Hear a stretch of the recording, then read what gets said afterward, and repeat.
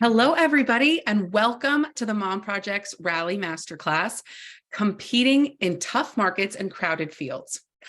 I'm Elizabeth Shackelford, Senior Partner of Social and PR here at the Mom Project, and I am so excited to bring back and talk today with Susan and Kelly from Prepare to Launch You. Kelly's dealing with a dog emergency. This is real-time stuff. This wouldn't be live if this didn't happen. Exactly right. And then I also wanted to introduce Megan Frazier, also a part of the Prepare to Launch You team, and she'll be kind of in the chats answering any questions that you all might have or popping any helpful links. Perfect. You're back. I'm back. The dog was barking. Well, if my dog barks, then we'll know. But before we start, just a few housekeeping notes. This session will be recorded and available on our YouTube channel for rewatch at any point. And then we will also email you all the link to the session afterwards. And we will have time for a Q&A at the end. So feel free to add any questions into the Q&A box and we'll get to those at the end. Okay, I will let you both take it away. All righty. Great. So we're going to share the screen and dive right in. Oh, you know what, Jane, you have to enable our screen share if you don't mind. We'll take you through just a little bit of information about us and then dive right into the content for today. And as soon as we're enabled, we'll share that screen. And just as an FYI, for those of you who may have to hop off early, in that email that you'll be getting from Jane and Elizabeth, we're going to include a template that we're going to be referring to in this workshop just to help you act on some of the things that we teach you. So you'll want to make sure you open that email and get that free file. Now let's try it again. Jane. Oh, we got it. Looks like you might have access now. We got it. We got it. Good deal. Awesome. Okay, let's do view. What's over there? All right. So as Elizabeth said, today we want to help you stand out in a crowded field in a tough market. We've been with the Mom Project long enough now that we've been through bull and bear markets. We know what it's like to job search when the jobs are plentiful and the candidates are few, and when it's close to the opposite. I wouldn't say we're at the opposite yet, but we're kind of at that turning point. So we want to help you specifically with some strategies and tactics for interviewing effectively if you are a career relauncher. And the same strategies that we'll talk about for career launches also work for career pivoters. And we know that this Rally program addresses those two kind of different constituents. And we're really thrilled because this is our first time addressing the Rally audience. So thank you for having us. Yes, we are so excited about that. We talked a little bit with Elizabeth about the fact that you are kind of midway through, you have another month or so left in the program. And so we're happy to be a part of that today. All right. So just a little bit about us to start. We are both moms of 4 who took caregiving breaks and returned to work successfully. So we get it. Yes. And we have a combined 40 years of experience helping women navigate work and life transitions. We are widely recognized expert in this field. We have corporate recruiting experience. We have corporate leadership experience. We have curriculum development experience and coaching experience. So between the two of us, we really look at the full complement of the human being that's returning to work. There's a lot more involved than just writing a resume and doing an interview, which you're probably figuring out right now. Yes. And our niche really has become the returner, the pivoter, and we have close to 1,000, I think now. Oh, more than that, graduates for sure. That and students from across the globe that have landed great jobs. And so we want to give you some of those tips and tricks here today. So what we're going to do today is reframe the essential premise of an interview. What is an interview? And identify the mindsets that can help you succeed or perhaps might be getting in your way of succeeding in an interview. Yeah. And then we're going to explain what you should expect in your interview, the number of interviews, the types, the modalities. We're going to really break that down for you. And then we're going to teach you 3 unique interview tactics to help you nail every interview. And these are tried and true. Our students and our graduates are using these on interviews. Actually, I don't know if you saw this, but Maria got a job offer. Oh, thank God. Yes. So Maria was a Mom Project candidate that we met probably when we did a program for you in January, maybe? Maybe. Yeah. Oh my gosh, that's so great. Yes. So Maria had a 16 or 17 year gap. Yep. And And English is not her native tongue. So she was really working hard on nailing some of these verbal cueing and verbal scriptings. Oh my gosh, I'm so excited to hear that. And speaking of scripts, we're going to help you script how you'll pitch that career break. We use a very specific formula of how to pitch it so that you're not sharing too much and you're empowered by it and not felt brought down. Absolutely. So, terrific. All right. So what is an interview? Right. Pretty logical question, right? Yeah. An interview takes place when a person is looking to hire someone to join their team and a person is looking to join a new team. And both, this is the key, both parties who are in an interview have something to sell and something to buy. An interview is a conversation. It's not an interrogation. And we really want you to start to get this way of thinking about interviewing into your brain.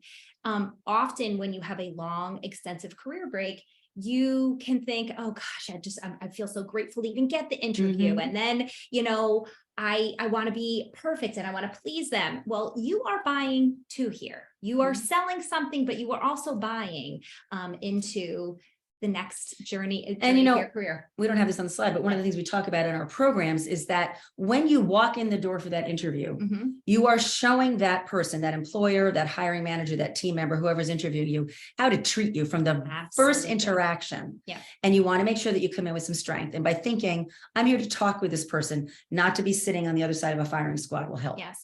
I love how we say it to our students that with every conversation and every connection you're making, you're educating people about who you are, Mhm. every conversation that you're having. And that includes this interview. Exactly. All right, next up. So great interviews begin with a really strong mindset, right? Do you want to talk a little bit about that? Yeah, absolutely. One of the things that I think we sort of negate is the energy that we bring to an interview.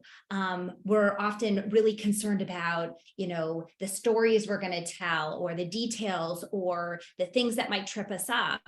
But we're not really thinking about, am I coming with an energy that is fearful and worried? And if you are, that is going to Mhm. bleed through.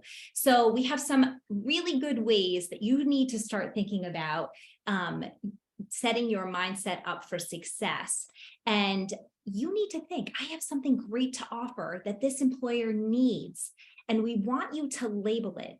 Know what your superpower is. Know what it is that you do really well. What are your strengths? And if you can't speak about your strengths right now with a comfort level, that is something to practice. Because the more you are able to speak about yourself in a confident way, you are believable, you're memorable, and you have the power of impact and influence. Mhm. They would be lucky to have me on their team. We tell our students this all the time. We get the good fortune of sitting with many, many women and really hearing their stories and really seeing a 360-degree version of who they are. And you guys are amazing. You are just showstoppers. And so any company, any corporation, any Organization, nonprofit yeah. organization, school, whatever institution would be lucky to have you. And the other piece of that is kind of just changing, again, that perspective. This is what I need from them. So very often, as you said, we go into the interview, we're so lucky to be there. We're going to grab whatever crumbs are thrown our way. Mhm. But there's also the piece of like, what do I want? Yeah. What do I need? So just asking yourself and going in prepared to be thinking, they would be, these are the things, A, B, C, that they have to offer me for me to be interested in this role. So thinking about yourself as the consumer and also always believing this is not my only opportunity. I have other options. Now, you may not have any active options, but there are always options. Yes. And you want to make sure that you're feeling that this is not the only pony here. You've got other opportunities that if this one doesn't work out, you'll find. And if this one doesn't suit you, Mhm. that you'll seek. And I just want to say one little bit that's not on here. Yeah. And it's about the day of an interview, really thinking about how are you structuring that day. If you are running yourself ragged before you get there, you are not setting yourself up for success. So it's really crucial and important that you focus on your own personal self-care before an interview because they're exhausting. Mhm. There's a lot of energy that is coming from you when you are on an interview. And so thinking about, do you have childcare if that's a need? Do you have elder care if that's a need?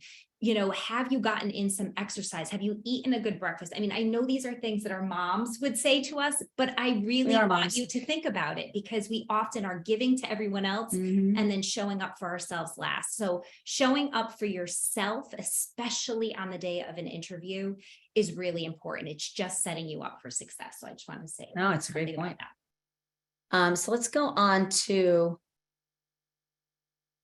Here, let me move this over here. Yeah. So who's going to interview me, Right. right? Yeah. So it could be human, Yes. right? Yep. It could be an in-house recruiter. It could be an agency recruiter. That's somebody who works outside the company that they've hired to do the screening. It could be a hiring manager. Yeah. It could be a team member. In many cases, they even have someone who might report to you interviewing you. So there are a lot of different people. They may be interviewing you individually or as part of a panel of 3 to 10 people. They may interview you face to face. They may interview you in person via live chat, via a platform like Zoom, or even by phone or by email. So sometimes the earlier interviews don't include any type of real engagement. It might be, here are 20 questions, please fill them out and send them back to me, or a phone screen. Yes. Right. And this next one, we're seeing more and more of this Mhm. now. It might be a robot.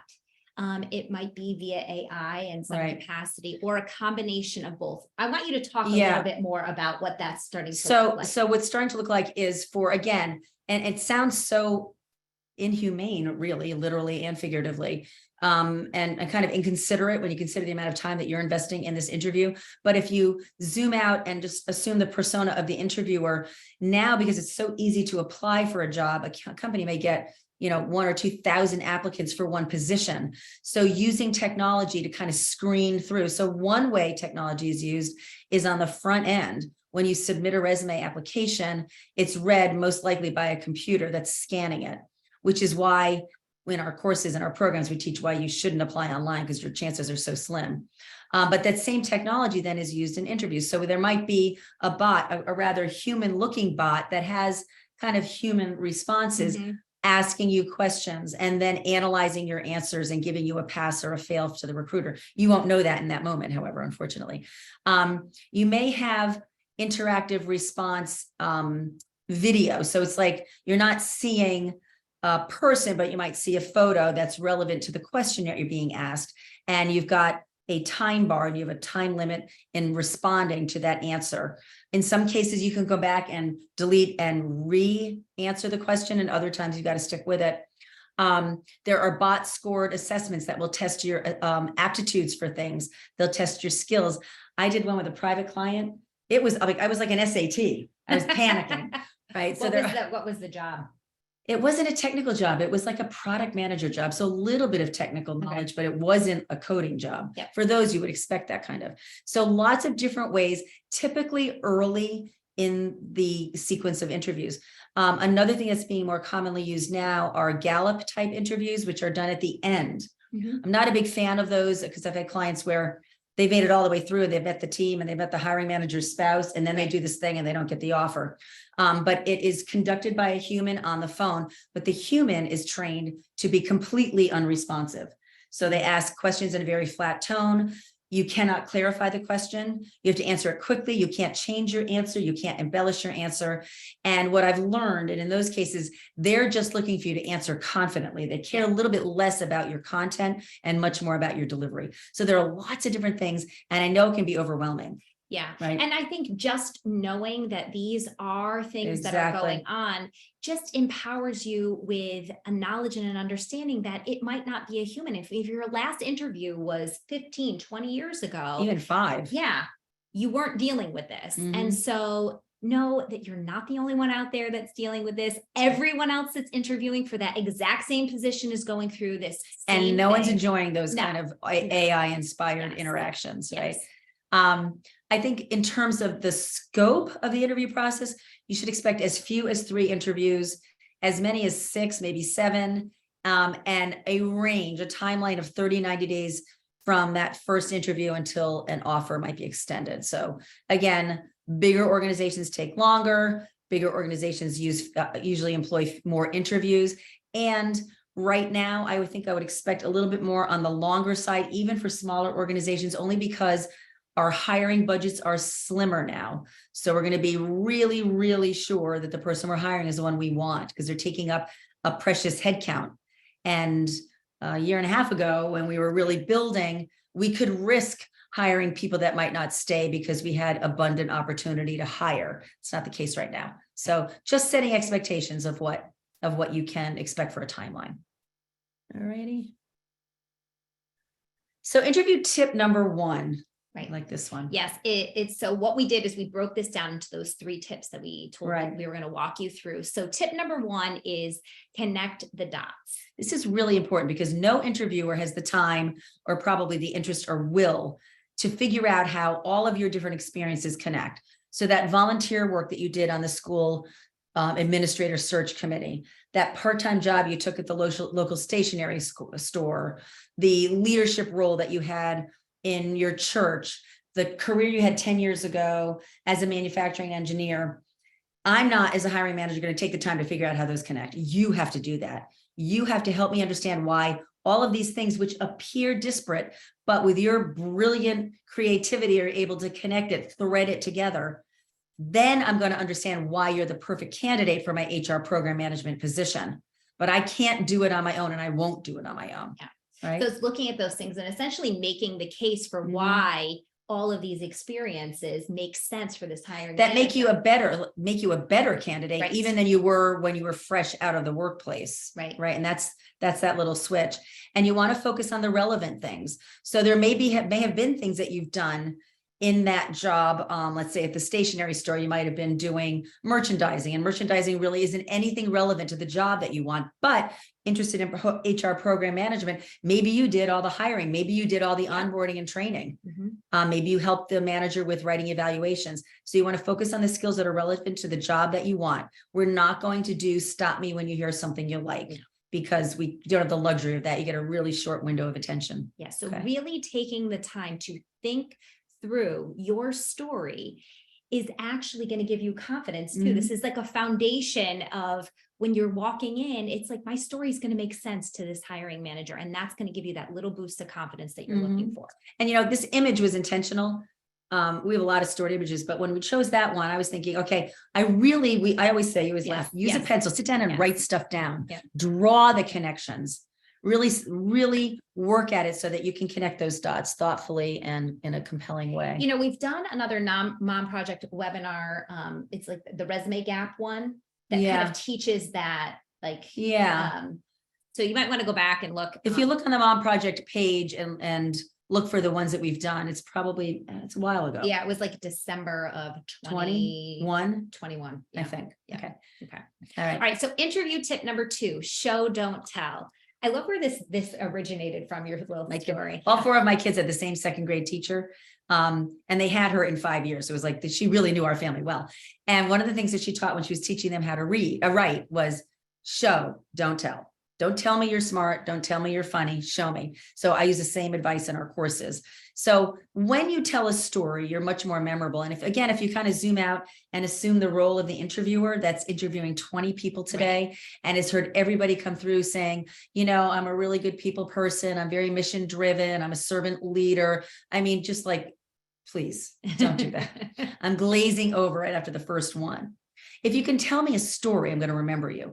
And if you think of like the major themes of most questions, employers want to know that you're calm under pressure, that you can think outside of the box, that you can turn things around, either for a client, a team, or a manager, that you can challenge the status quo and be innovative, that you can handle difficulty, resilience. Those are the kind of main themes. So think of stories that show you doing that. So for example, here's a decent answer for the calm under pressure. Yes, I'm extremely calm under pressure. My teammates and managers have always appreciated that about me. That's not a terrible answer. It's not a good one. I'm not going to remember it, that's for sure. However, if you say something like, yes, I am actually quite good under pressure. And I think the best way to illustrate that is to tell you the story of when I did blah, blah, blah. So we believe in having you, again, take that pad of paper and write your stories out. Think about the stories and what questions they can answer. And a good way to organize your stories, and you may have heard this because it's a typical interview tactic, is to use the STAR method. This was the situation. These were the tasks that had to be undertaken. This is what I achieved. And these were the results. And kind of order your story that way. And the beautiful part of creating that story is that you only need a couple, because most of the same stories that can answer calm under pressure can answer turning around something or handling difficulty. Yeah. Right. So a really good exercise for showing, don't tell. Yeah, and we have a downloadable that's going to go along with today's webinar that really breaks down each one of these different tips that we're teaching you. But I would take a quick screenshot of those bulleted things: being calm under pressure, thinking outside the box, turning around, like that whole section right there, just for the simple fact that that's the story that you're trying to create for each one of those bullets there. Okay. All All right. right. Next up. So this next one is to introduce the elephant I love that picture. in the room. I know this is a cute picture. This is so common. And if you don't do this tactic, it could run you. during Yeah. an So what's interview. common is the problem this addresses, but the tactic is very unusual. In fact, Yep. you'll find a lot of people that say, don't do this. Yes. They don't understand you. They don't understand career relaunchers. They don't know it. They haven't done it. They haven't coached it for years. They haven't taught it. Launchers and pivoters Yeah. too. Right. So the elephant in the room is whatever is in your head that's making you a lesser candidate than the other people in the waiting room. So it could be the fact that you took a career break, that you've had frequent moves or job hops due to situations out of your control or circumstances out of your control, that you've assumed lower level jobs periodically, again, due to life circumstances, that you have unconventional experience that you're trying to kind of repackage to pivot into something new, or some or all of the above, Right. which is often the case. So what most people do is they go to the interview and they cross their fingers and cross their toes and just hope it's never asked. Yeah. If I don't ask you about the most obvious thing on your resume, which is you're applying for this job and your last time doing it was 10 years ago, then I was never going to hire you anyway. Okay. If I'm not asking the very obvious question, I'm not interested. I'm being polite. If I do ask it, there's a chance I won't ask it at the beginning because I've got some kindness in my heart and I want to kind of move you along and kind of give you a chance to get your footing before I ask that question. But the problem is, if you are waiting for me to ask the question, then you're tense and all you're doing is thinking about, oh my God, when is she going to ask me that question? You're also immediately on the defensive because when I ask you, gee, you're here, I see you haven't done this work in 10 years. I'm automatically coming at it from an attack and you're defending yourself. When you introduce it, you're coming at it from a position of power. Absolutely. You're coming at it on the offensive. Yeah. So the next slide, It's educating people. it's educating people. It's educating. This is who I am. And I actually take control of situations. Right. And that's the key. Yes. It's really shifting the power dynamic and giving you control over that really important answer, because believe me, everyone looking at your resume is thinking this. Yeah. And no matter how you package it, it's very clear that something happened for 10, 18, whatever years ago it was that you made this switch. Now we want to talk to you a little bit about how to have that Yes. conversation, but we want it before we move to this next slide, just to sort of tee it up. We see this so clearly where we want to overshare. We want to share all the details, all of the things that happened, your story that maybe took you out of the workforce. It could have been for a mental health challenge. It could have been for a sick child or spouse, or it could have just been a caregiving break. It could have been because you went through a divorce. There are a multitude of reasons. There are very few people on this planet that have earned the right to hear your full story. And we can, with 100% certainty, guarantee you it's not on an interview. No. It is none of their business. There is a way to address it. We're going to teach you that in a second, but it is really quick.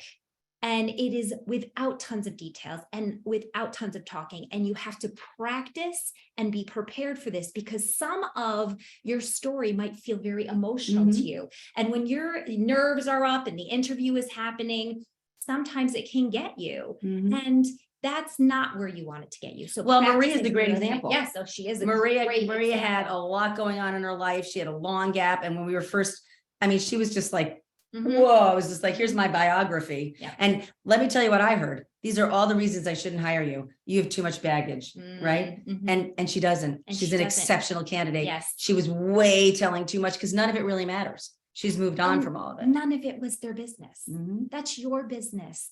Those are your trials, your tribulations. Those are your big moments in your life.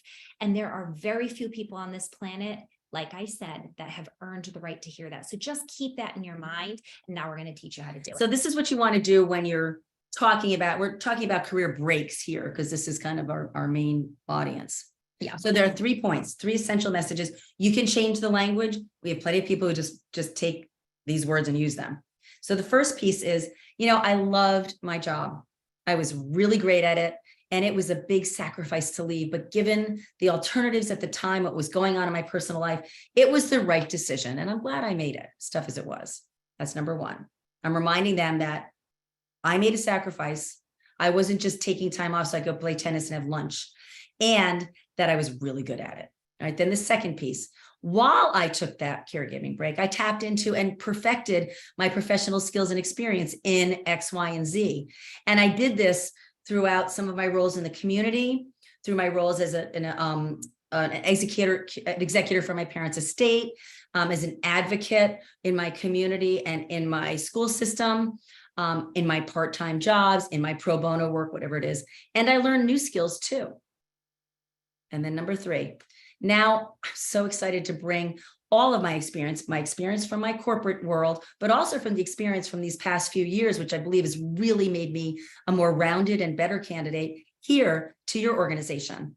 And I'm looking forward today to talking about and seeing what a good fit we might be for each other. Something like that. But those are the 3 steps. Yep. This is what I did, why I did it, and how good I was. This is how I made the most of that time and made myself a better candidate. And now I'm ready to come back. Yep. Okay. Yep. Not a lot. I didn't talk about how many kids I have. No. I didn't talk about my Details of what went problems. on. No. None of that. None of that. Okay. It's very quick. That number 1 is basically you addressing the elephant in the room. Yeah. And then it's turning it all around and teaching them who you are and why. And the delivery, I always say this, and you're sick of me saying it, but I always say it matters so much less what you say than how you say it. I said, you. No, I that's said, good. I like that. I said it very confidently. No one's going to challenge me. No one's going to say, well, it looks like during those years, I mean, they're just not going to do it. When you deliver something very confidently, it silences them right away. Okay.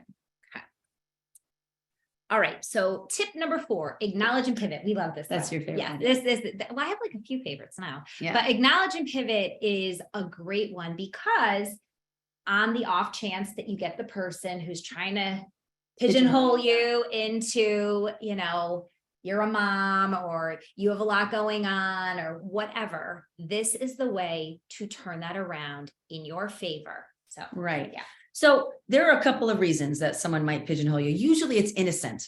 It might just be they're looking at your resume and they see that your kids play hockey because you've got, hockey league as one of your volunteer experiences.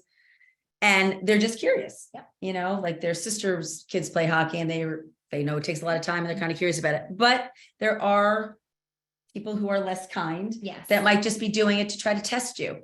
And if you're looking for a job as a litigator, as an account executive, as a lobbyist, any job where your job is to be objected, then you should expect something like this. If you're going to be in a role where you're front of the room and you're a press manager, anybody, a publicist, any type of job where you're going to be fired tough questions, you better expect something like this, because then it's not mean or kind, it's just job relevant. Mhm. All right. So Well, it's a way for you to show off. exactly, That but you it's know all, how to handle that. and it's a way for me to see that you can do what you're telling me you're going to do for me in this role.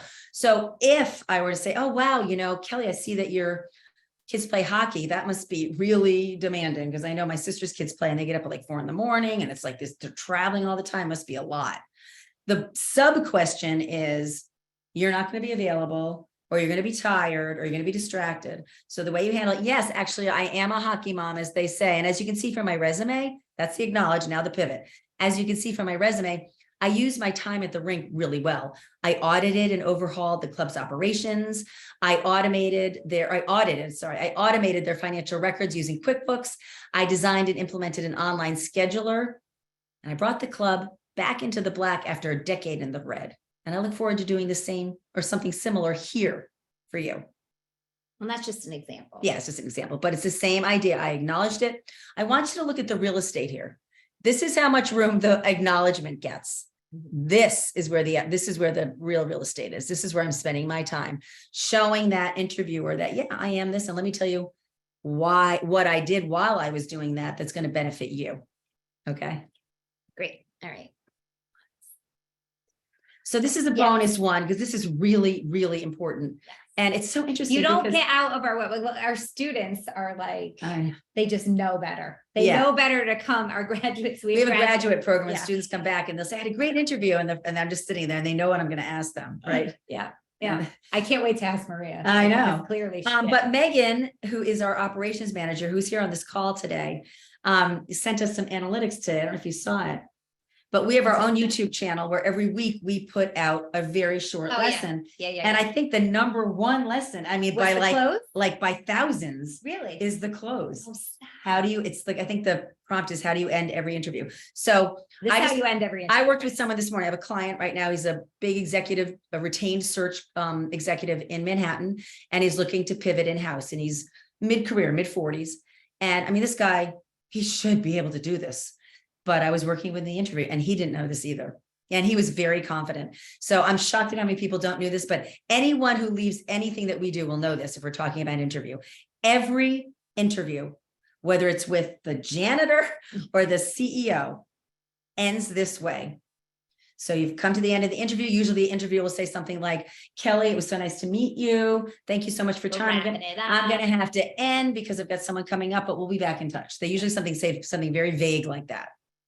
And then Kelly says, terrific. Well, thank you so much for your time, Susan. I've really learned a lot. I feel like I'm even more excited about the role now that we've met. Can you please explain to me what the next steps in the process are and what the timeline is? And then the interviewer will say something like, well, once we review all the candidates, we'll sit down and we'll choose 10 to come in for an interview with the hiring manager within the next couple of weeks. Mhm.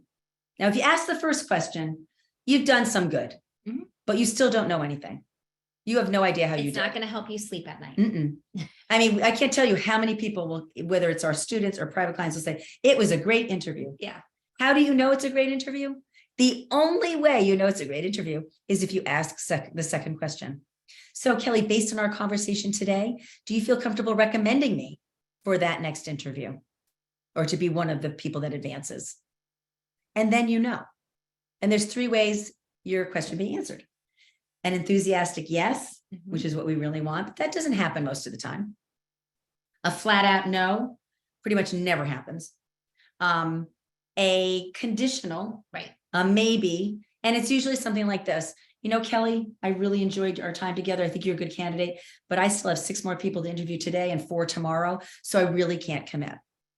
And then, and only then, can you flip the question to ask it in the negative? I do not believe in negative questions except in this particular circumstance. So then you would flip it and say, I get it. I get it, Kelly. You've got other people. I understand you can't make a commitment without having met everybody yet. But based on our conversation today, do you have any reservation advancing me to that next step? Okay. The thing to remember in the close is that you're investing a whole lot in this interview, a whole lot more than that interviewer is. Yeah. You're one of 15 people that they're seeing today. They're sitting there, they barely looked at your resume, they skimmed it when you walked in the door, they have not read it. You, on the other hand, have spent time researching the company, probably hours. Mhm. You have practiced. You've maybe paid money for a course. You've been online binging YouTube videos on how to interview. Mhm. You've gotten a sitter and a backup sitter. Yeah. You've driven to the location twice to time it. You've bought a new outfit. You got a blowout. You got your nails done. You just so much investment This in is this your- interview. This is your paycheck from This is it.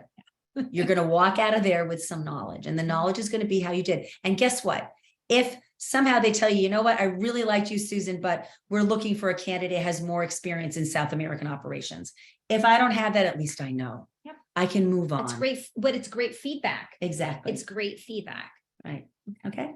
All right, so that's a close. Now, all of these tips and that little bonus tip are all on the freebie that will be in the follow-up email that we're going to give to Elizabeth and Jane. Yeah. I think that's it. No, there's more. Yeah, there's more. Um, This is really. This is another thing that you should consider. And this is not something we've taught with the Mom Project, I don't think, because we've only taught with the Mom Project when the economy's been good. So at the point right now where we are, a lot of larger organizations have what's called a hiring freeze. That just means that I might have 4 open jobs, but I can't fill them. That doesn't mean that the work goes away. It just means I can't fill them. And the way headcount is counted in companies is typically one person for one job. Some companies have what are called FTEs, or full-time equivalents, which means I might be able to hire 2 part-time people, but they only count as one. Most of the time, that's not the case. So if I can't hire anyone, even half of a person, and the work doesn't go away, if you're the candidate, there are some ways to work around that. So, and I'm going to go to 2 and 2 here for that one. I kind of jumped the gun. So if they can't commit to hiring you, but you can feel the synergy and you know the work is there, you can pitch yourself as a temporary solution. Temporary employment is not part of the FTE budget. They're separate centers. So I can still hire temps. In fact, temp agencies do quite well during a tight job market because those budgets are still open. The work still has to be done. So you can pitch it. No, it's a tight job market, a loose labor market. Yeah, I know it's confusing. So you could pitch yourself as someone, you know what? I understand, Megan, that you can't hire me. I read it. I read it in the paper. I know you guys have a hiring freeze, but I also know you've got work that needs to be done. So as much as I'd much rather be joining the team permanently, I'd like to suggest that you bring me in on a project basis. So if you know it's a project, they could bring you in for a project where they pay you a fixed fee or a daily rate to complete an assignment.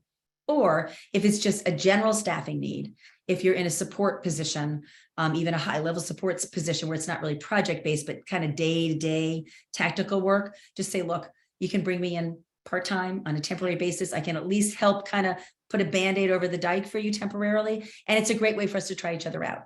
So that's a solution that you have all the privileges of asking. Absolutely. Okay. And it's actually, it could be really what you need. You might Yeah, want it's great that, for you too. that bit of a warm up. too. Exactly. It's Mhm. kind of low stakes. Yep. So to the first one, let's say that they're reluctant to hire you, not so much because there's a hiring freeze, but because you're just not quite there.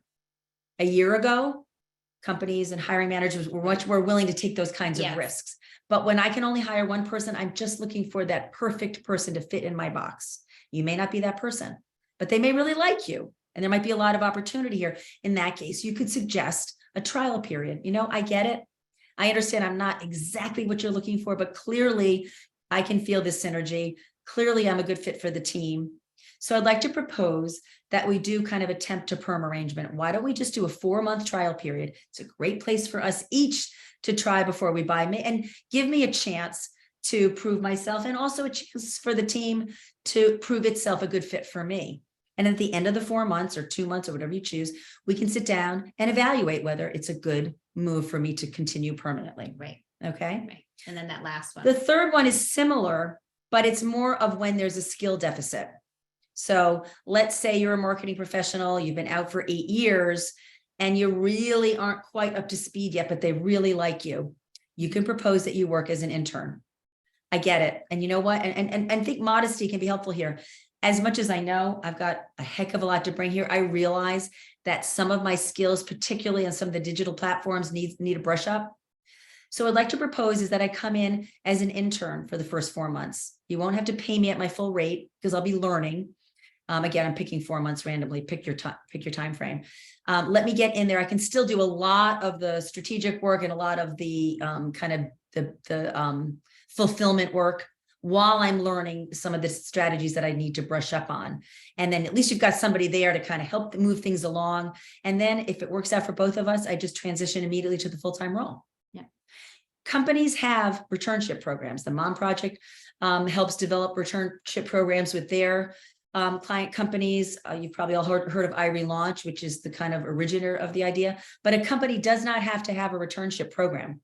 They're actually extremely competitive. Mhm. You're better off pitching one yourself, creating it to meet your needs and the employer's needs, than you are waiting for them to be approached to set up a big program and then be competing with 100 other women. All right. So just remember that even during a hiring freeze, even when client revenue is down, Yep. work still needs to get done. Yep. So figure out how you can do it and pitch it. Well, and I'm just thinking as you're talking that, even when you're in the networking phase, right? When you're networking with someone, especially someone who has the ability to hire Yeah. and you have their ear, Yeah. if you're hearing like we're in a hiring freeze or Yeah. whatever, giving this creative solution Definitely. that can serve them well is a great opportunity to Yeah. not miss. I did right? it today. I mean, Yeah. right before I came here, I was doing a workshop with our students. Oh, yeah. And we're in Yeah. networking week, and that's exactly Yeah. what I told them. Yep. So Okay. good to know.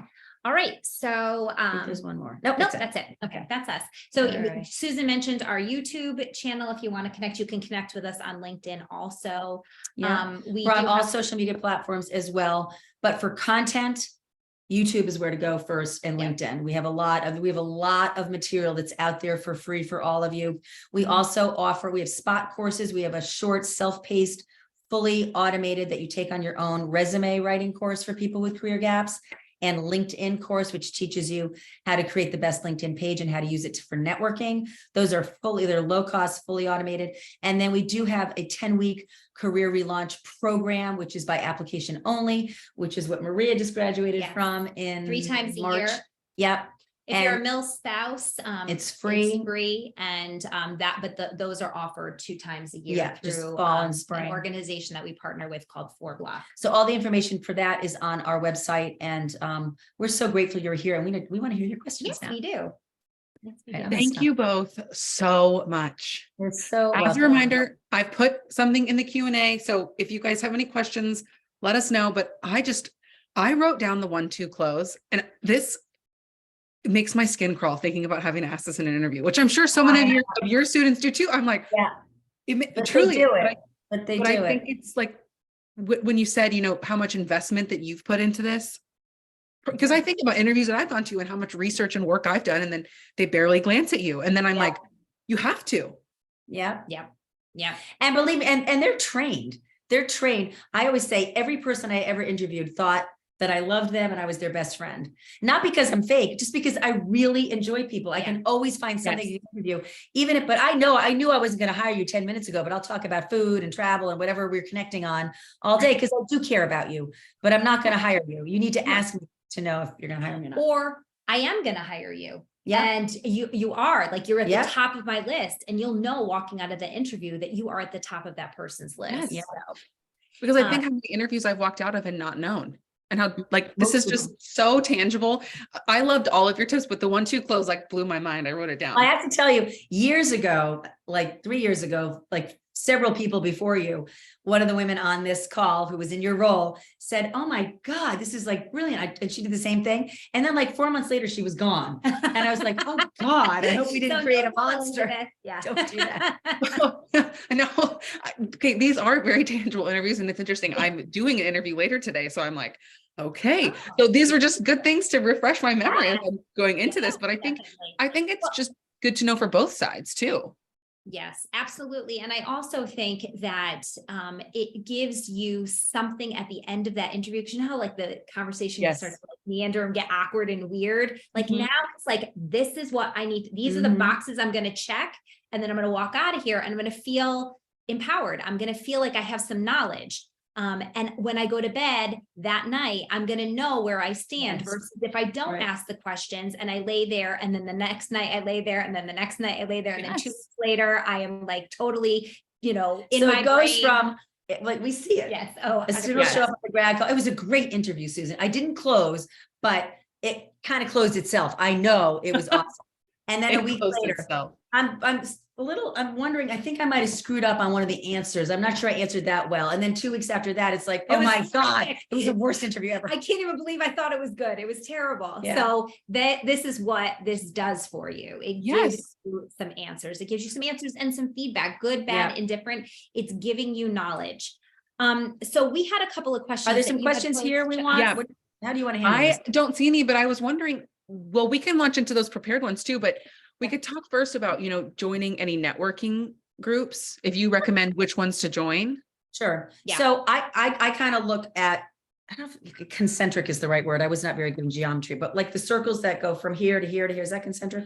Or those, whenever. The circles, Don't ask me. look at a Don't. geometry person, get Shirley.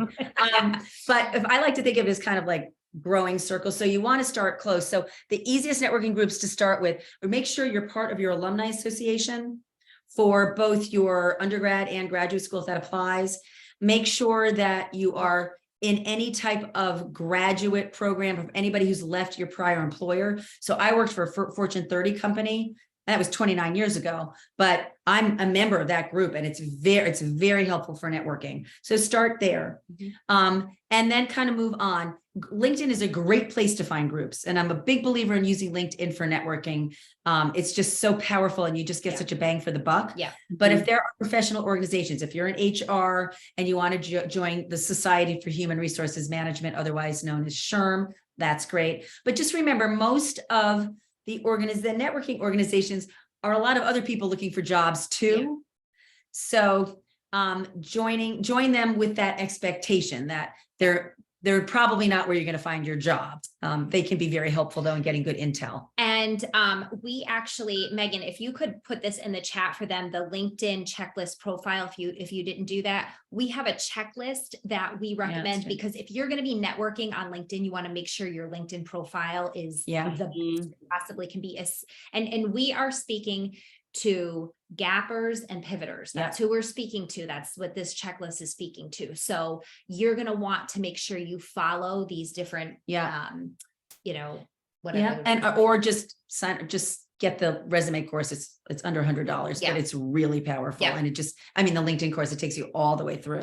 Yeah. Okay. So Meg, if you could give that to them, that's a freebie that you guys can download. Great. Okay. Oh, yep, I see it in here. And hopefully that talks about too, about, how active you should be while you're on LinkedIn during your pause. Yes. So we always say the course we want to teach someday is how not to need our course. Yeah. Like the things that you can do during your pause to make sure that it's easier for you to pivot or to relaunch when you're there. But one of them is staying active on LinkedIn. So I just taught this morning, so it's kind of top of mind. I do recommend that you check your LinkedIn page quarterly to make any tweaks. If you don't want to update your headshot, update your background photo every once in a while. Check in to make sure that your language is most accurate. Make sure that the titles that you're giving yourself are still current, because those things can change with industry, with changes in industry. So that's a part of it, just making sure that the static page is as good as it can always be. The second piece is activity. So when I don't hire a lot. We have one employee, but I do have clients that will bring me in to help them assess senior candidates. The first thing I do before I interview one is I look at their LinkedIn page, and then I look at everything, but I look at their activity. So about halfway through, you'll see an activity section that will say, Elizabeth commented on this. Elizabeth reacted to this. Elizabeth wrote this. You, Elizabeth, are very active on LinkedIn, but other people might say, Susan hasn't posted lately. That means that Susan hasn't even given a thumbs up in 90 days. You don't want that. You want to always have, because what I then do as someone who might be interested in you is I look to see, what is Kelly Veskubiak commenting on? What is she posting about? And I like to say there's kind of 4 degrees of activity. The first is a thumbs up or a heart. Very easy to do. Low stakes. Yes, low lift. Yeah. The second is maybe one of those with a little comment like, way to go, Elizabeth. Right? Yep. Third would be, or like, well, there's kind of 2 degrees of number 2, and that is like the way to go. And then a more thoughtful comment where you might tag other people. Okay. So for example, I'll do that in a minute. Third would be reposting something. So Elizabeth posts something that's really relevant to our population, and we repost it with a comment. And then the fourth is original content where you write something. So you might share an article, you might share a post and put a little comment. That's really good. Writing your own content takes it up a notch. It's a lot more work. And it requires a level of confidence that many of you may not have yet as subject matter experts, but you'll get there. Last week, I made a post about, I had my work anniversary from the day I started my job at Xerox, and my best friend from Xerox, who's still a dear, dear friend, and I went out to lunch, and I took a picture. And she had brought me flowers and this beautiful car. I had brought nothing. She's retiring. She is retiring too, but the flowers were for me. I'm not retiring. And I was like, oh crap, I didn't do anything. So I thought, I've got to write a really nice LinkedIn. Well, it turns out my gift was much better, because I wrote this nice post about her. I linked her. She works for a global tech company. I linked them. I linked a couple of our colleagues. It's like 10,000 impressions and counting. It's had more activity. When I look at my LinkedIn page views, it's pretty steady. It's like off the chart right now, because I wrote a nice comment about my friend Sherry Price. and it just went out. The beauty for her was that people wrote the nicest things about her, which is why I think my gift was even nicer than her beautiful flowers. But that's the power. So it's both to give people a better window into you, but it's also to get you out there, because the more you post, the more people who see you. Yep. Okay. Mhm. Right. So, And and then regularity at something once a week, at least a heart or a thumbs up once a week. Yeah. Mhm. And if you've been out of the game for an extended period of time, which is most of you, Right. It's just a way to start to step back into those connections, and think, oh, you know what? I'm noticing that, Susan Davy is on here a lot, and I'm following her and I'm commenting on her. And it's just a low stakes way of Yes. starting connection with And someone keeping it else. in the back of your mind. And I Right. think too, like LinkedIn's kind of delved so personal lately. It's really changed in the last few years about being Yeah. so Oh, yeah. business focused. But now you see so much, and I'm, a working mom, so I see that's a lot of the content that I see on Yeah. LinkedIn. You Yeah. see so many heartfelt stories about the challenges of being a mom, about, Yeah. people's personal lives. So I think too, if you're on a break, you can still talk about those personal things, because know that will, Yeah. Well, in the and- fold. Or also just keep people kind of on the line, really Yeah. excited. I just took this licensure. I just read this article. This is so interesting. I'm going to take a LinkedIn course now to learn it, because I want to make sure I keep my skills current. Yeah, absolutely. Susan and I are LinkedIn authors, and one of our content managers told us at one point that the algorithm now on LinkedIn is looking for more human, human posts. These are real topics that are out there that are relevant to the workplace, and we want to be speaking about those things. A Mhm. lot of them Just have to one- do with being mothers Yeah. returning to work. Yes. But Yeah. one caveat to what you said earlier, Yep. you don't want to share a lot. Yeah. All right. Remember, it is still a business platform. We may be talking about those things, but you still want to write your content with a hiring manager or some Yeah. type of strategic connection A in mind. professional essence Yes. to it. Yes. Okay. I wrote Okay. that down Oh, too. Only a few wait. people earn the right to your story. Oh, go That's ahead. right. But one more thing, though, I want to mention, because we're Mhm. talking a lot about how to create the LinkedIn profile and use the tools to make you a better candidate. You also use it to determine who you're going to connect with, who you're going to try to network with. A network is different than a connection. A connection is kind of is not dynamic. And a networking call is dynamic. It's an exchange. So you can use it to say, is this someone that has similar values to me? Is this a company that is posting content that's interesting to me? What are its employees saying? Mhm. If a company writes a nice post about DE&I and nobody comments on it, it's a really good sign that they're probably not really living what they're talking. Okay. Mhm. Mhm. So, Such a great point. yeah. All right. Okay. The other two, how do I address the pause in a cover letter? I'm not sure you necessarily have to. Okay. It should be addressed in the resume. I know for the Mom Project with the Resume Rev, they have career break. Mhm. We do it differently. Typically, our students have longer breaks than just a year or two. Yep. And you can gloss over, especially now in the time of COVID. You can easily put COVID career pause and no one's going to question it. But if you've been out since 2008, you can't do that. Mhm. So we recommend that the resume reflect your experience in its totality. So your experience includes those things that Yeah. you've done on your pause, whether it be, a part-time gig where every year you audit somebody's books before they send them to the accounting firm, or whether you write an employee manual, or you do a trade show every year for your sister's company. You take those little things that you do and you cobble them together to make it sound a little bit bigger. It's a play off of the connect the dots tip Yes. that we taught earlier in Yes. this. I think we actually have it in one of our, I know it's in something. we've there's done something we sometimes. did for you where we really teach that strategy. Yeah. It's also taught in that. Might be that- tricky career gaps. Yeah, it might have been the tricky career. No, because it's we not didn't that one. know. Well, that one talks more about if you've taken like a mental health break or something that's not as easily understood as Yeah.